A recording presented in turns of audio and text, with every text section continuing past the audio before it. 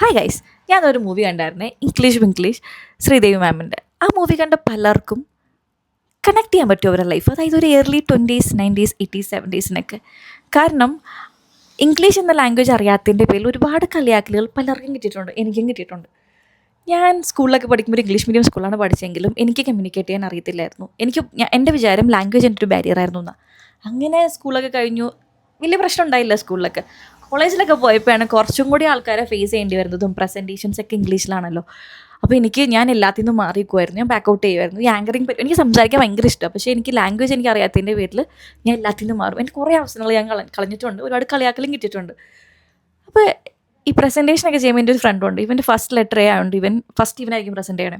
ഇവർ നല്ല ലാംഗ്വേജാണ്, നല്ല രസം ഇവൻ ഇംഗ്ലീഷ് പറയണേക്കാൻ.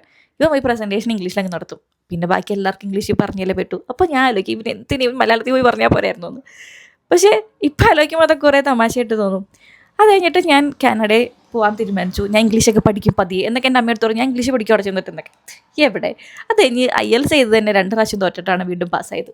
വീട്ടുകാരുടെയും ചേട്ടൻ്റെയൊക്കെ കാരണം കൊണ്ട് അവർ വീണ്ടും പൈസ ഒന്ന് എഴുതി ഞാൻ പാസ്സായി വന്നു. അങ്ങനെ ഞാൻ ഇമിഗ്രേഷൻ്റെ സമയത്ത് കാനഡയിൽ വന്ന് ഇമിഗ്രേഷൻ്റെ അവിടെ ഒരു ഡോക്യുമെൻ്റ് ചോദിച്ചു എൻ്റെ അടുത്ത്. ഈ ഡോക്യുമെൻ്റ് ഏതാണെന്ന് എനിക്ക് മനസ്സിലാവില്ല. ഞാൻ വേർക്കാൻ തുടങ്ങി, എനിക്ക് ടെൻഷൻ ആവാൻ തുടങ്ങി. എനിക്ക് മനസ്സിലാവുള്ളത് ഏത് ഡോക്യുമെൻ്റ് ഇവർ പറഞ്ഞൊന്നും മനസ്സിലാവില്ല. ഞാൻ ഓഫീസറിനോട് പറഞ്ഞു എനിക്ക് ഇംഗ്ലീഷ് അറിയില്ല. ആ പുള്ളി എന്നെ നോക്കിയിട്ട് പറഞ്ഞു, ഇവൾ ഇംഗ്ലീഷ് അറിയാട്ട് എങ്ങനെ കാനഡയ്ക്ക് അറിയുമെന്നു എന്നുള്ളൊരു എക്സ്പ്രഷനായിരുന്നു അവർക്ക്. അതേ ഞാൻ തപ്പിപ്പിടിച്ച് ഏതൊരു ഡോക്യുമെൻ്റ് എടുത്ത് കൊടുത്തു. അപ്പോൾ ഓഫീസറിനോട് പറഞ്ഞു, hey girl, this is the document that I am talking about. അപ്പം ഞാൻ അതായിരുന്നല്ലേ.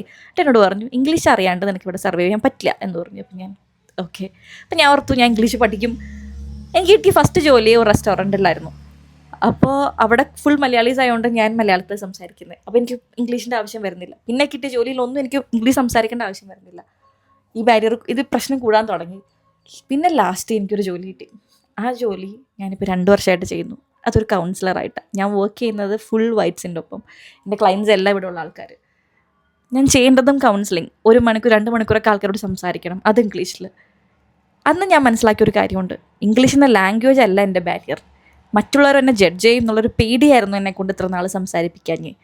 ഞാൻ എന്നിട്ട് സംസാരിക്കാൻ തുടങ്ങി. ആരെന്നെ ജഡ്ജ് ചെയ്യാലും കുഴപ്പമില്ല എന്ന രീതിയിൽ ഞാൻ സംസാരിക്കാൻ തുടങ്ങി. അപ്പോൾ എനിക്കത് കമ്മ്യൂണിക്കേറ്റ് ചെയ്യാൻ പറ്റി. ഇന്ന് ഇവർ തന്നെ പറയും നന്നായിട്ടുണ്ടെന്ന ലാംഗ്വേജ്, നല്ല ആക്സെൻ്റാണ് എല്ലാം ഇവർ തന്നെ പറയുമ്പോൾ ഒരുപാട് ഞാൻ പ്രൗഡായിട്ട് തോന്നുന്നു.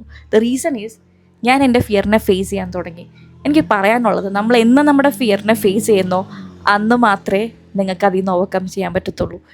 നിങ്ങൾക്ക് ലാംഗ്വേജോ ഏജ് കാസ്റ്റ് ഒന്നും, അല്ലെങ്കിൽ ഒരു സ്കിന്ന് കളർ ഒന്നുമല്ല നിങ്ങളുടെ ബാരിയർ.